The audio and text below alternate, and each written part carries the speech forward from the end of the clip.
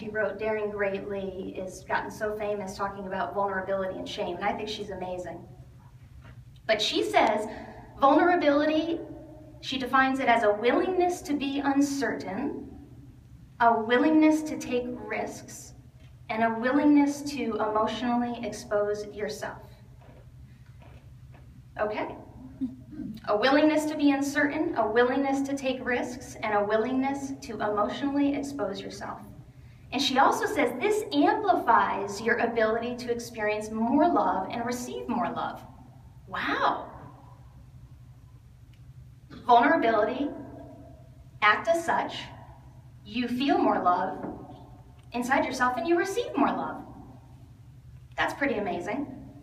So when we take risks, expose ourselves and our emotions, the research shows that we identify as experiencing more love and feeling more love. Wow, everyone say wow.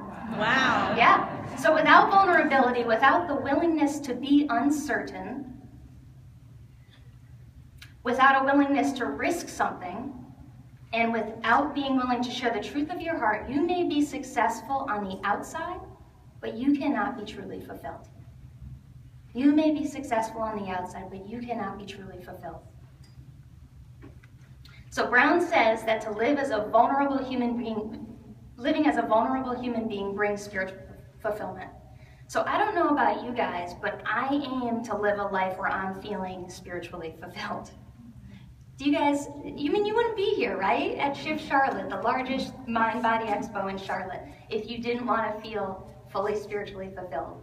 So when you have real ways to work with and navigate, and I haven't forgotten about the inner soul system that I mentioned earlier, which I think is really cool. I came up with that. I'm sure somebody else said it another time, but it really resonates. That inner soul system, I haven't forgotten about that. When you have real ways to work with and navigate your inner soul system, it can blow your heart wide open. It can blow your heart wide open. And you can be shape-shifted, and this is not through magic.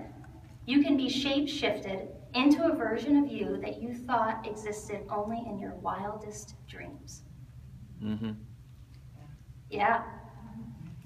So I have been so blessed to know what is called the 12 stages of healing. And this is not the same as the 12 steps of Alcoholics Anonymous, okay? Although I deeply respect and love the 12 steps of AA, I know it is life-changing for people. Life-changing. This is different. So this is something that I've learned alongside my husband, Matt. And these 12 stages of healing combine breath, touch, some voice, some dialogue, and some movement. And it's a profound tool that takes you to places in your inner space that inspires you to experience your life with grace and connectedness. On a deep cellular level, you come to awareness of yourself. You can find a soul inside that is deeper and brighter and more whole than you ever even considered. But this process requires vulnerability, like we talked about, taking a risk to open yourself up in ways that shape you and unravel old judgments and resentments and support you in unconditionally loving and honoring yourself so that you can show up more fully now, even in the midst of great struggle or pain. So continue imagining a nourished, inspired, full to the brim, loving heart, coupled with an embodied sense of courage and boldness, a deepening vulnerability, and a deep joy and gratitude. And that's a recipe for a pretty amazing life, right? So when we feel joy and we feel grateful, we communicate with each other differently, right? Mm-hmm. We have different conversations. We vibrate at a higher state of consciousness. So we must have ways to inspire our hearts, experience gratitude, and to be deeply joyful, we have to have ways to experience that, to fully embody that.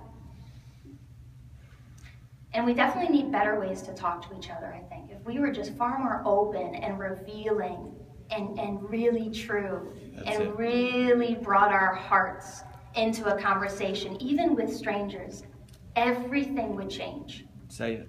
And you know what? I've been doing this as I was working on this talk, and I was writing. I really practiced to bring light and love to people's lives.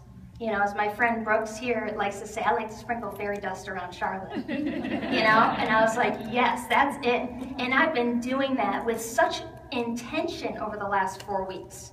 Such intention every day in Starbucks, at the grocery store. And I've had some awesome conversations with people. Amazing conversations with people who are, I'm like, we never would have talked before. And I love to love people. But like really being intentional about sharing and being real, I've had a great last couple of weeks. I've got some new friends, and so things are good. Turn to the person next to you and say, it's time to get real.